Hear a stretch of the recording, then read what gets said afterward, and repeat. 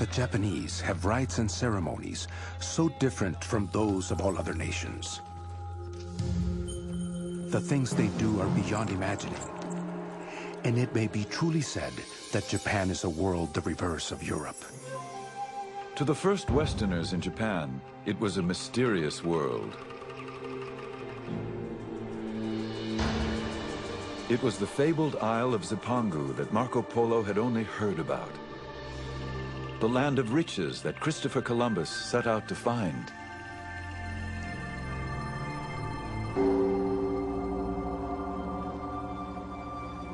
When the Portuguese arrived in Japan in 1543, they encountered a country embroiled in civil war.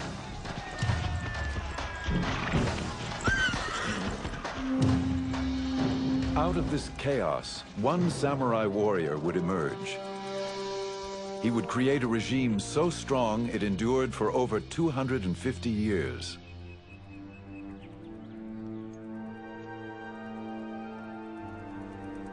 Witnesses to this world, both Western observers and Japanese, wrote of these changing times.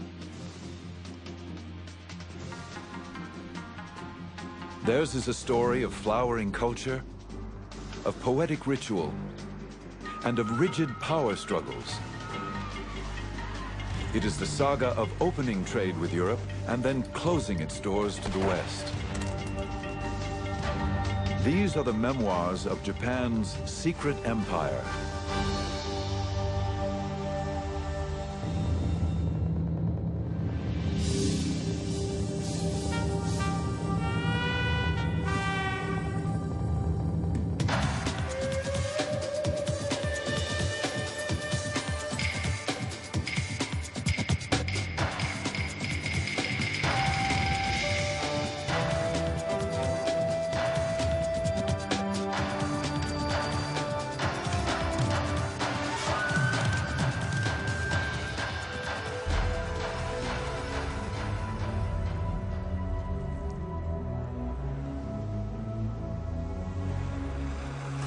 On the 25th day of the 8th month of the year of the water and the hair, there appeared off our western shore a big ship.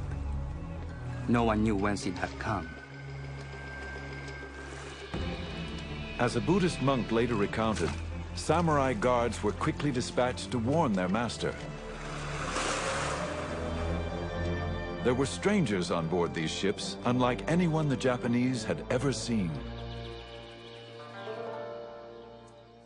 The local warlord, called a daimyo, summoned these strangers, the first Europeans to ever set foot on Japanese shores.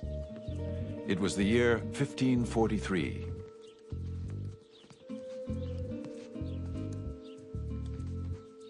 When these Portuguese merchants arrived, the daimyo was intrigued by their peculiar, unknown weapons. The Japanese always like novel things, new things, a fad, so to speak. And so they were very, very interested in the Europeans.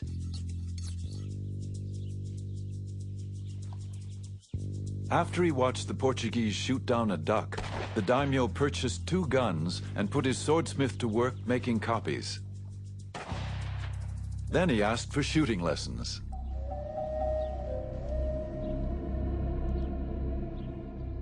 These first Europeans, their guns and their religion, would have unforeseeable consequences.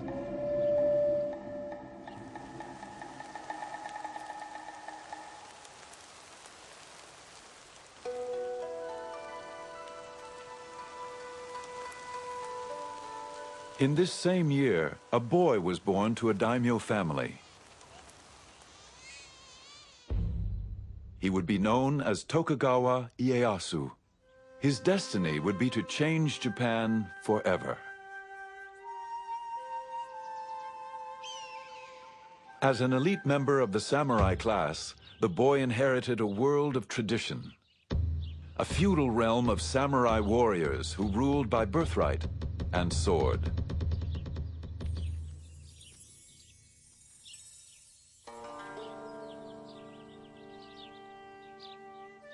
The son of a daimyo lord, Ieyasu would soon have to give up children's games for the politics of war.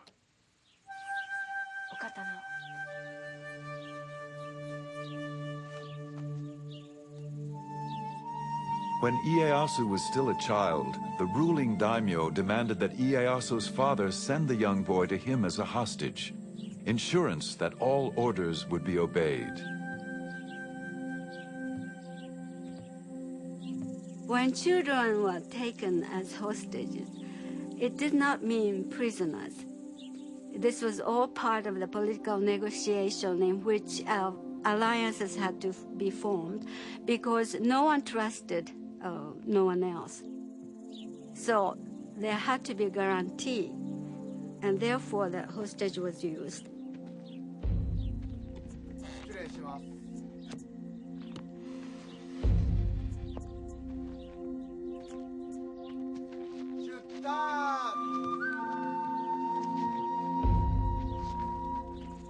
As a hostage, the young samurai boy traveled in the style befitting his daimyo rank.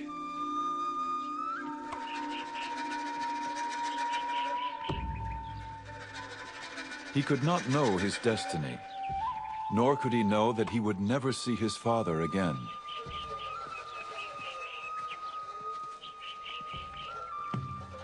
He would grow up a hostage, his life captive to the turmoil of civil war.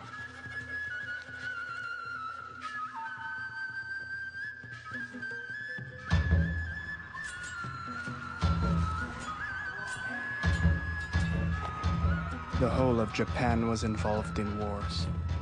Treachery was rampant and nobody trusted his neighbor. They would enter into league with one faction and then desert it for another, as the winds of fortune blew.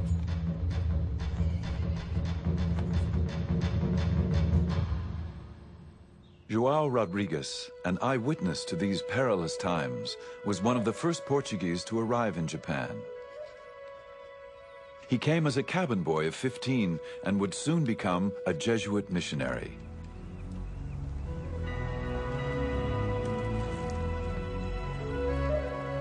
As Portuguese merchants traversed the oceans in search of new ports for trade, Jesuit missionaries accompanied them, searching for souls to save.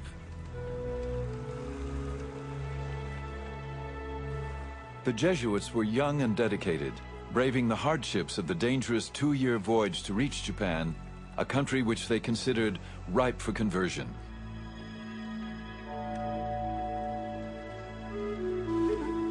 They sent home tantalizing reports of an alien world.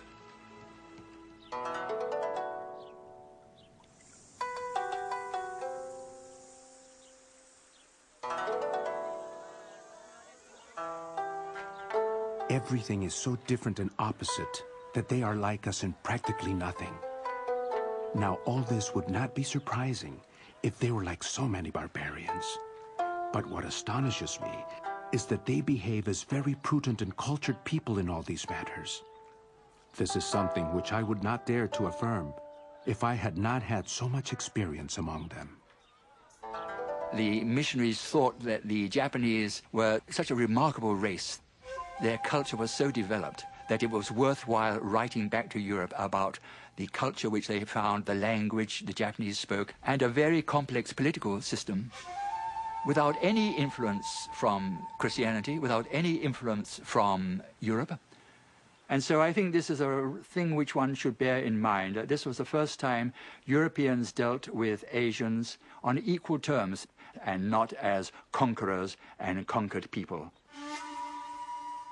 Their way of writing is very different from ours because they write from the top of the page down to the bottom. I asked a Japanese why they did not write in our way, and he asked me why we did not write in their way.